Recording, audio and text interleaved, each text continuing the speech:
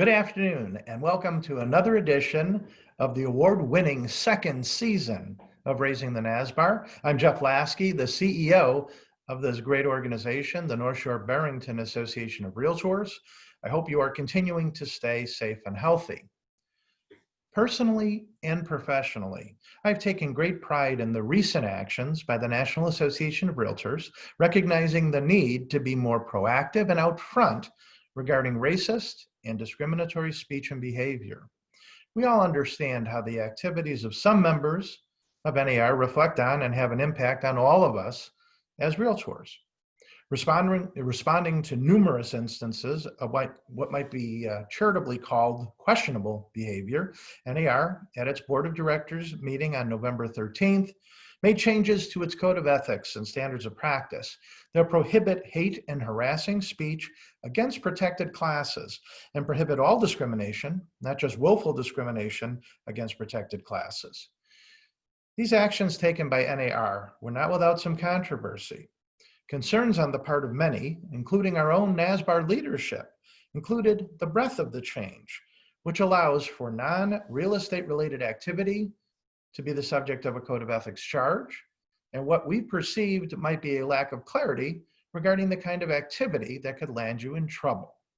This led NSBAR, along with many others, to completely support the idea behind the changes, but to ask questions to make sure we fully understood what was being adopted and implemented. Fortunately, a great friend of mine, and many of you in our audience, and a really smart and accomplished leader from Illinois, happens to be NAR's Chair of Professional Standards, and he's joining us today, Matt Difanis.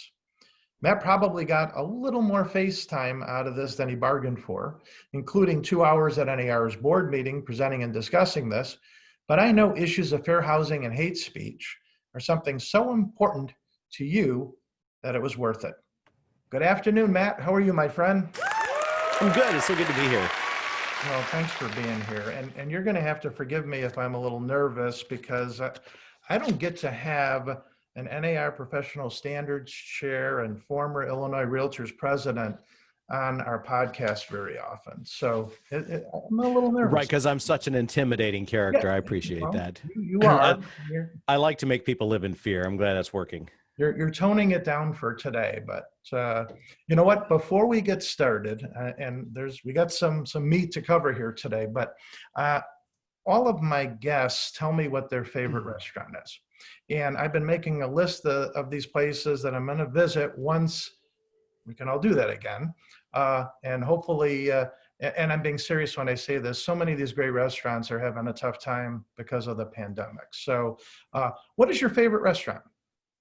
So I'm going to give you, so my wife is much more of a foodie than I am, but I'm going to give you one that's at the top of her list. And it's Sunda, which is a new Asian restaurant that's located in a few different cities, but 110 West Illinois Street in Chicago. And so my wife is Filipino, and that particular restaurant offers a pretty wide variety Asian fusion menu, but it's really not only extraordinary food, but a really cool experience. And of course, when you talk food and talk restaurants, the other thing is I'm always thinking about the experiences, not just the restaurant experience, but the people I was with. And so I remember initiating a NAREP leadership team meeting when I was Illinois Realtors president there, as well as having been to both family gatherings and other gatherings there. Do you mind spelling it, by the way? Was it T-H-U-N-D-A? Sure. It's S-U-N-D-A. Oh, I misheard you. I'm sorry. Okay. S-U-N-D-A. Terrific. And boy, yeah, I mean, those of us that hopefully, again, will be more often in downtown Chicago, right? Easy, great place to visit. Thank you for that recommendation. So earlier on, I gave a very short summary of what NAR's board passed, just to get us started today here. But just to make sure that everyone in the audience is on exactly the same page, can you highlight for us in a little more detail the actions NAR took at their latest meetings regarding hate speech? Sure. So I'll start with the actions, but I really have to give some context because the rank and file members that just got a news flash would think, holy cow, where did this come from? And this seems like some massive overreach, or I thought I woke up in a free country and this feels like I no longer am in one. So At its very core, the changes are we have under Article 10 a new standard of practice 10-5, and it's quite succinct. Realtors must not use harassing speech, hate speech, epithets, or slurs based on race, color, religion, sex, handicap, familial status, national origin, sexual orientation, or gender identity. In other words, it's an anti-discriminatory hate speech standard of practice. Now, to make that address the issue, and it really has been a serious and proliferating issue of discriminatory hate speech by realtors, we had to do a few other things. One of those was the Code of Ethics has historically, in modern history, been limited only to a realtor's real estate-related activities and transactions. But the issue that we were trying to combat was hate speech that was often perpetrated on people's off time, on social media. And it's not aimed exclusively at social media, but that's been where the most common examples have been. And it simply isn't plausible for realtors to say, hey, wait a minute, I was a keyboard bigot at night. I'd clocked out of my day job. And no matter how abhorrent my discriminatory racist rant was, or anti-Semitic rant, or fill in protected class here, no matter how abhorrent that was, that in no way interferes with my ability to live up to the letter and the spirit of Article 10, my fair housing obligations. That's simply not plausible. So the code also now, as of November 13th, applies to all of a realtor's activities, not just those that are real estate related. However, nearly all of the code and its articles are intrinsically real estate or transactionally related. So it's not like suddenly the entirety of the code sniffs around people's personal lives. Again, the target here was discriminatory hate speech, including that which was arguably private. Therefore, we had to open that up. But that, again, is narrowly aimed at discriminatory hate speech. And then going back for the 30,000-foot view, this was an issue that proliferated in 2020, but it is absolutely not a new issue. And that is discriminatory hate speech. And, I'm a white guy and I'm in central Illinois. I'm in the Champaign-Urbana market area. So Big Ten research, university-driven economy. I have still to this day never seen any sort of fair housing violation or blatant discrimination happening directly in front of my eyes here. And the problem is, if you look like me, that means that your own senses are telling you it's not happening. Well, it's happening. And not only is it happening, but it's pervasive. And so NAR had historically been getting only a couple of complaints a year that made it their way all the way to NAR about hate speech. And there was a very imperfect mechanism under membership duties for locals to address that in really egregious cases. But that path was really not intended or well suited for dealing with a proliferation of cases. Since the George Floyd killing, there have been roughly 100 of these that have made their way to NAR. So you went from a couple a year to a rate of a couple hundred a year. And that's a massive proliferation. And it is only the tip of the iceberg because, as an example, I'm a multi-office broker owner. My firm has 60 licensees. I've already fired 2 myself this year, one over racially insensitive comments on social media, but it was a second offense after I'd already done an intervention.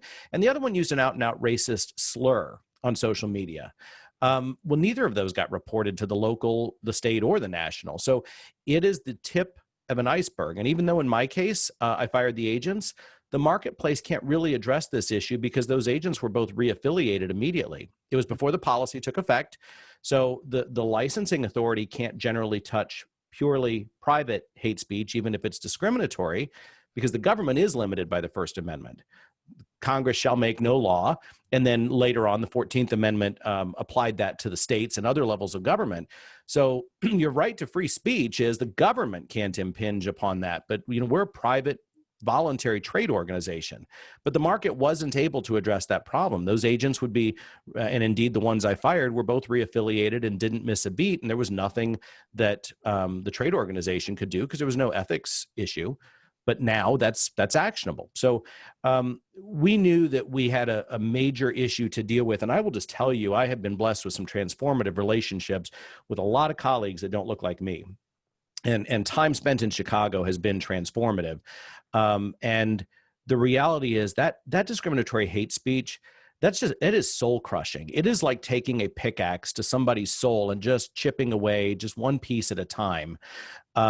So it's a really insidious and pervasive issue.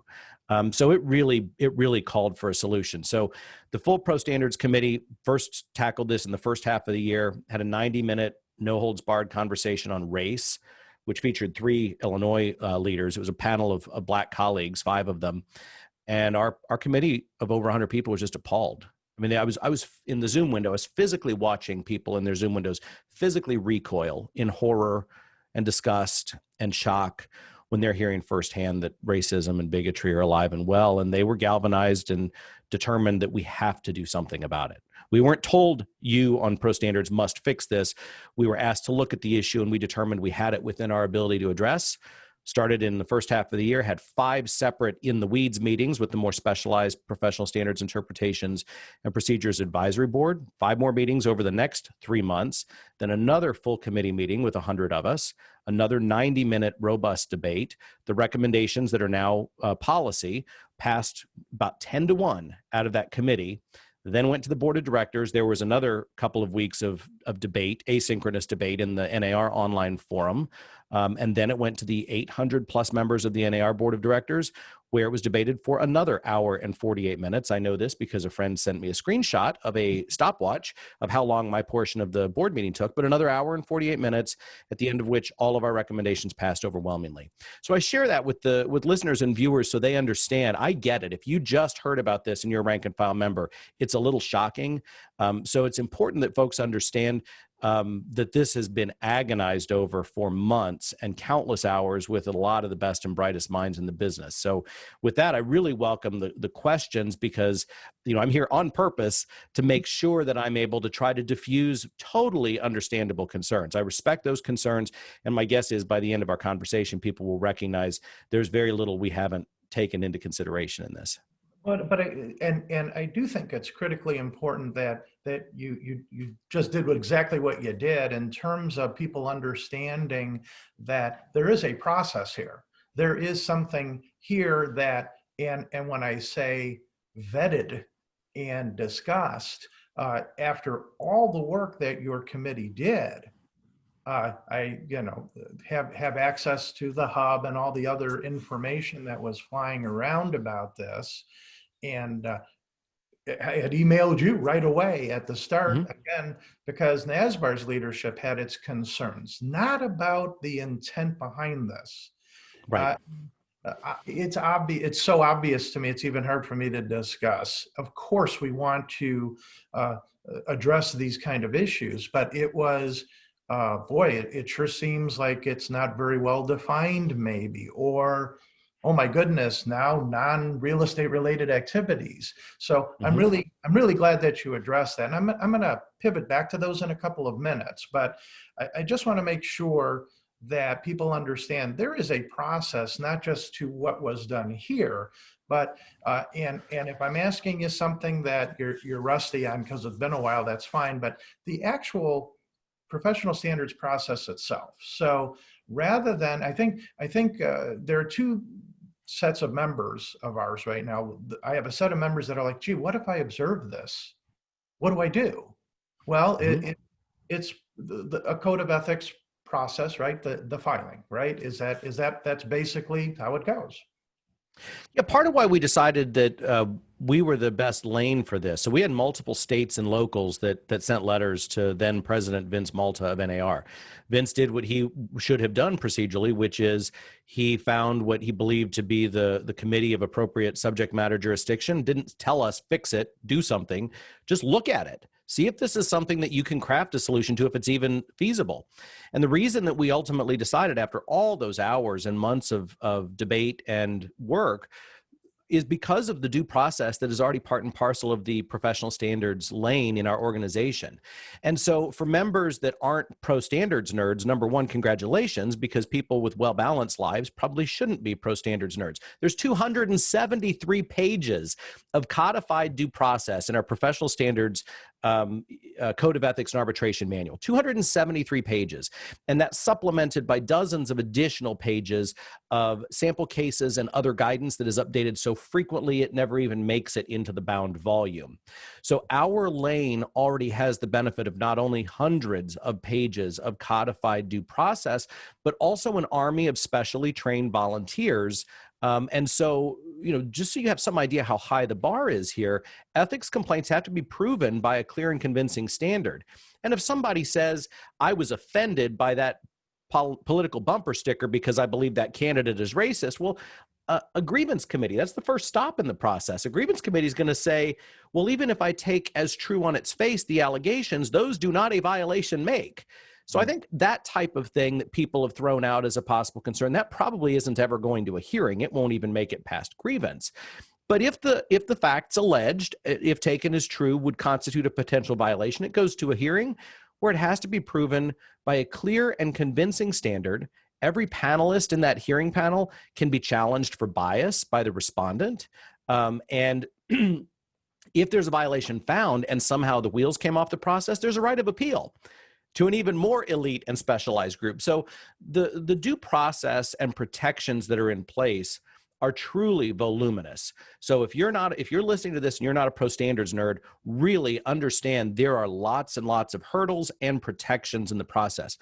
I go back to this new stuff is very narrowly focused on a very particular problem. Mm-hmm. Now, now the other group I hear from, obviously, are the people that are concerned about being complained against for one reason or another. And I'm going to get into some specifics about that in a minute. But I just want to emphasize, have you address, guess what? If somebody complains against you, it's not a great thing. Never a great thing to be complained against. But there is a process in place that will do the very best it can to ensure that you are, treated fairly and given every opportunity to present whatever evidence you need to present. Right. So I will tell you, without getting into details, I've been on the receiving end of complaints myself. Mm-hmm. The reality is I have a fairly large bullseye on my back, but those have never gone all the way through to a finding of any violation. And in fact, in one case, the complaint was dismissed. The complainant withdrew the complaint because once I filed my written response, context matters. And once I filed my written response, I think it was probably clear enough that this was not going to result in a violation, that it was simply withdrawn. So just know, if it's truly frivolous and doesn't make it past grievance, the would-be respondent won't ever even know there was a complaint. If it makes it past grievance, because grievance's job, so somewhat analogous to a grand jury, grievance's job is to say, if we just go ahead and assume that everything that's written here is true, would it even constitute a possible violation? If yes, it's only possible, but it goes to a full hearing, at which point you've got that burden of proof, which is a high bar. There's tons of protection. So yeah, it's no fun, but the process has so many levels of protection. And I really don't think there's going to be a rash of frivolous complaints. I just don't expect it. And if they're really frivolous, they just don't make sense on their face. They won't make it past grievance, and the would-be respondent will never even know somebody filed a complaint. Have you been questioned about the lack or the concern about the lack of specificity in terms of you are complained against, that you could possibly get caught up in an ethics complaint for behavior that really wasn't intended to be actionable? Sure. So the way we crafted that is, first of all, understand that pro standards hearing panels having to make guided subjective judgment calls is nothing new. So Article 12, what is or isn't painting a true picture? What is or is not a misleading advertisement? That's already oftentimes inherently subjective. What is or isn't a pertinent fact? And so the fact that we've got hearing panels that have to make a reasoned judgment call with lots and lots of guidance is not inherently anything that's new. we couldn't do, to reference the George Carlin Act from decades ago, we couldn't say, here's the words you can't say. Here's the words you can't say on TV. Here's the words you can't use if you're a realtor. It doesn't work that way because context matters. And so it has to be inherently somewhat subjective, because we can't just say these are the forbidden words. It just isn't that binary. So what we have done is made use of, not only did you heard me read the standard of practice, realtors must not use harassing speech, hate speech, epithets, or slurs based on race, color, religion, sex, handicap, familial status, national origin, sexual orientation, or gender identity. I read that again because it's very succinct, but even looking at nothing else, embedded in that is a two-step analysis. It has to be harassing, hate speech, epithets, or slurs, and it has to be based on a protected class. So think about it. Without getting into any other resources yet, merely invoking a protected class isn't going to get over that hurdle. And being an a-hole isn't getting you over that hurdle. Now, I'm going to suggest respectfully to my colleagues that being an a-hole is not good for business or for a lot of other things, but just being a jerk is not going to run you afoul of 10-5. You have to be using weaponized hate speech, and it must be based on either directed at an individual because they're a member of a protected class, or directed at a protected class. And those are all two-way streets. If somebody engages in hate speech against me because I'm a white Christian male, that is still actionable. The protected classes exist because specific subgroups have historically been on the receiving end of some horrible discrimination, but they are all two-way streets. And so I do get people that are concerned, hey, wait a minute, why is this all, I want to be in a protected class. Well, you are. Everyone is. Mm-hmm. All right. So now, and you've mentioned that, and certainly we all understand that there's going to be subjectivity to this to a certain extent, but there does seem to be some pretty clear, guidance. I shouldn't say guidance, but I mean, common sense will tell you that certain things aren't going to really be actionable. And you've mentioned them, but I've had people ask me about, they say something that's not politically correct, as an example, or they profess support for a specific candidate. And when I say, could either of those things, I say anything could cause a code problem, but I'm saying reasonably, could these things cause a problem for you with the new standard of practice? So again, it's narrowly focused, so it should not. And I'll give examples. I can't give you advisory opinions on cases that haven't come before an actual hearing panel, but I can certainly give you rationale behind it all and hopefully calm people's nerves. Again, weaponized hate speech, somebody posting a support for a candidate that somebody else says, I believe that candidate to be racist. Okay, well, so now you've invoked concerns of racism, and if the person who's filing the complaint is a member of a protected class, I mean, it sounds like it could, but that's not weaponized hate speech. And it wasn't weaponized hate speech that was perpetrated by that respondent. So that doesn't cut it. And then the other most common one would be somebody who says, but my church doesn't recognize same-sex marriage. My church teaches that that's a sin. Am I now going to be guilty of a 10-5 and Article 10 violation because of a religious belief? And no. The common example that I've offered many, many times is this is not aimed at any individual's personal, political, religious, or policy positions. This is aimed at in situations where people are weaponizing that and using it like a blowtorch and turning it against a protected class. The code has protected the LGBTQ community for many years now. We were ahead of federal fair housing laws. And indeed, about half the states don't have LGBTQ protections.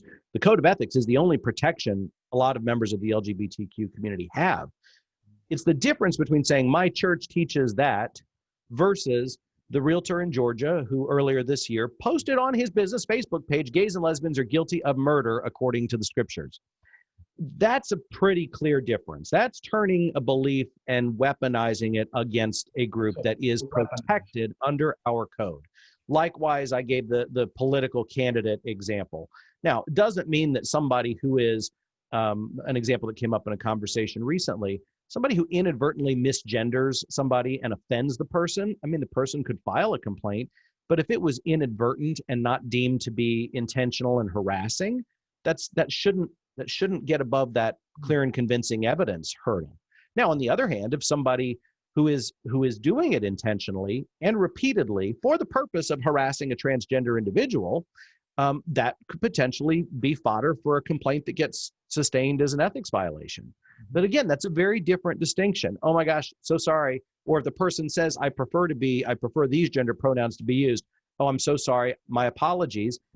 If it was inadvertent and not being done to harass, that ought not clear this particular hurdle. Because of how sensitive this issue is, and because of how much attention is being given to it, is there a possibility, and I know that there are occasions where unfounded complaints or a lot of complaints by, people go to war with each other in our industry. I don't think it happens I really don't think it happens very often, but I've heard of instances of it occurring.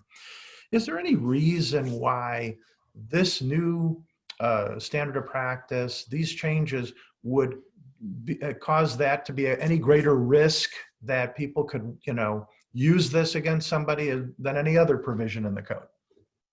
Yeah, we don't believe so. And I guess one thing I didn't mention in the 30,000-foot overview is every step of the process in getting us to these recommendations and the passage at the board of directors, every process had between 1 and 3 layers of legal review. And so an early question, there's been some recent headlines about the Department of Justice and NAR reaching an agreement, I think a consent decree. Usually when DOJ is putting us under a microscope, it's because they're concerned about anti-competitive issues.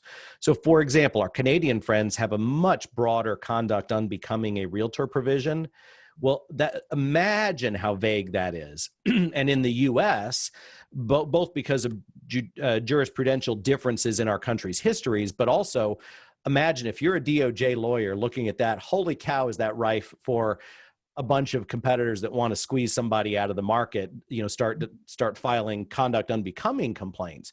So no, not any more so than any other. Ultimately, we didn't change Article 10, the words of Article 10, the anti-discrimination article. We didn't change a single letter of the article. In our initial analysis, this new standard of practice 10-5 slots perfectly within the existing anti-discrimination fair housing framework we have. The issue we sought to address in a vacuum, if you don't look at any history, the issue we sought to address was serious and important. Ultimately, we have an obligation in the real estate industry to provide equal access to real property. Discriminatory hate speech by realtors was creating a legitimate barrier to our obligation to provide access to all for real property. But then you look at the historic baggage, and we have an industry that has some awful, just god-awful historic baggage. And in my lane of professional standards, generations ago, my forebears had an ethical mandate to enforce housing discrimination. We had this Article 34 decades ago that mandated that realtors shall not be instrumental in introducing a race of people into a neighborhood that'll be deemed injurious to property values. You could have brought up colleagues on charges because they brought on the basis of not engaging in housing discrimination. So our issue was one that needed to be addressed here and now in the absence of historic baggage. But man, when you add the historic baggage into it, it's really, really a moral imperative that we address this issue. And so no, we don't believe that in practice it will prove to be anti-competitive at all. And we believe that it is sufficiently clear. And then, going back to how is it being enforced, we do have several references. The word harassing is in that standard of practice. And so it links to, in our exhibit, we have a 2-page exhibit just on how to interpret SOP 10-5. And so we get into the definition, the pre-existing definition that NAR has for harassment. So yeah, it sounds vague, but there's voluminous other resources that already are binding upon our membership, whether they knew it or not. And we decided, rather than try to bury stuff by fleshing out an anti-harassment policy, your dues dollars, if you're a realtor member, your dues dollars for years have been spent saying, we as realtors are different. We hold ourselves to a higher standard. We pledge to live by the code. None of us thinks immediately we pledge to live by paragraph 17B, Roman numeral 2 of the bylaws of the NSBAR Board of Realtors. That's not where we expect our realtors live. Now, I don't expect them to have every word of the code memorized, but realtors know there is a code and they know that they're bound by it. So that's really where the reflection of who we are and the standard we promise to uphold is. But again, pages and pages of resources that clarify, largely using existing policies and definitions, what is meant by the words I've read in 10-5. Well, my friend, and I mean this, I sat through that board meeting at NAR in the couple of hours that you had up there in front of everybody. And I try to always look at things from, when I say an empowering perspective, I think it was great that we had the discussion, that if people had the questions, let's get it out there, let's have the discussion. And I think the result was that everybody really got pretty much on almost exactly the same page. One of the things that I did want to ask about, just as a quick side note, is normally NAR passes something at their board meeting. So this was November 13th. It would have been implemented as of January 1. This is implemented immediately on that day. And so I just wanted to get your rationale behind why that was important. Yeah, we had two things. So number one, I talked about how the issue actually first started being debated in the Pro Standards Committee in the first half of 2020. And so at the time, we engaged in this whole series of off-cycle. By off-cycle, I mean normally the meetings are in May and November. We had a total of 7 off-cycle meetings in Pro Standards and the Interpretations and Procedures Advisory Board. So early on, we thought there was a chance we may come up with the proposals relatively in the middle between May and November, and that the leadership team may choose to exercise its authority to act on behalf of the board between meetings and go ahead and implement it, in which case we didn't want it to wait for months and months and months. Now, by the time we were done, we were pretty close to our November board meeting. And so to keep it as transparent and democratic as possible, it went to the full board. And by that time, it would have only been a matter of 6 weeks or so. But we had two rationales. Number one, we wanted to put a symbolic exclamation mark behind those recommendations. Again, this had been debated for hours and hours and hours over several months, and it had passed overwhelmingly. So we wanted the symbolic exclamation mark of this is important. And secondly, at the board, do we really want to say, here's a digest of changes at the board, and now we're making last call for bigoted hate speech. You got your last 6 weeks, realtors, to get your bigoted hate speech out of your system, because come January 1st, that sort of thing will be frowned upon in this establishment. Boy, and when you said it, the first time I heard you say that, I was like, you know what, boy, that makes so much sense that, yeah, that, all right. So what's NAR doing to help us, the local associations? We mentioned that obviously our expectation is that our members don't have every single thing about the code memorized, for sure, but we certainly want to keep them informed about changes of a significant nature. So what's NAR doing to help us inform our members of these changes? Yeah, so we got two audiences. We've got stuff that we want to use to educate all of the members who are interested, and also educate those who are actually part of the Pro Standards enforcement process, which is that army of specially trained volunteers I referenced. NAR is already in the middle of a 6-part series of 1-hour webinars. Those are being streamed live, and we're taking questions live from attendees, but they can all be time shifted and they're freely accessible. We did the first of those on Monday of last week, so I'll make sure that I dig up the link so you can share it with your members. And that's an easy thing. Listen to it while you're in the car. There's no riveting visuals. I mean, you won't get to look into my eyes if you're driving, but I mean, it's just listen to it while you're in the car. And it starts broad. Right. So it starts broad so that those who just want some reassurance, here's the rationale, and here's how I know that this isn't going to suddenly cause my political or religious beliefs to land me in realtor prison. And then it gets more specialized from there. NAR has also issued guidance with respect to some news releases, press releases. Realtor Magazine will have further guidance. And of course, we're gearing up with professional standards training season, which normally is happening for a lot of locals early in the year. And then I will just throw this out here. I am more than happy to address any individual question. So you're more than happy to share my contact information, my email, my cell phone number. I do, in fact, get calls, sometimes angry ones, from people all over the country. But I would always, they've all been respectful, even the ones that were clearly furious. No one was, was just ripping into me personally. I am more than happy to have those conversations, because even if you're listening to this and you don't 100% agree with it, you think it's still an overreach, I think everyone's walked away feeling a little better about it's not going to suddenly be used to ensnare me doing something that really isn't hate speech. Yeah, and we're going to have we're having displayed right now your email address. I'm going to ask any NSBAR members that do email you to copy me on it. You all know my email too, but we'll have that up there too, just to make sure, so I know what's going on as well, and I'm becoming more educated as we go along about it too. I have one other question, a little separately, but before I get to that, is there anything else you want to say about this work that you and the Professional Standards Committee has done, resulting in the changes that have taken place? My short summary is, if this gives you heartburn, just understand, because it is so narrowly targeted, literally the only thing you as a realtor have to lose is discriminatory hate speech. You're not having to give up your religion, your politics, anything else. All you have to lose is discriminatory hate speech that if you saw the stack of stuff that we had looked at, would just turn your stomach. Oh, yeah, that's the other part about it. And I congratulate you on the great work that you and with your leadership and that committee has done. Not tough, yeah, tough stuff, not fun, not all just, this was tough stuff, but it's going to make a real difference.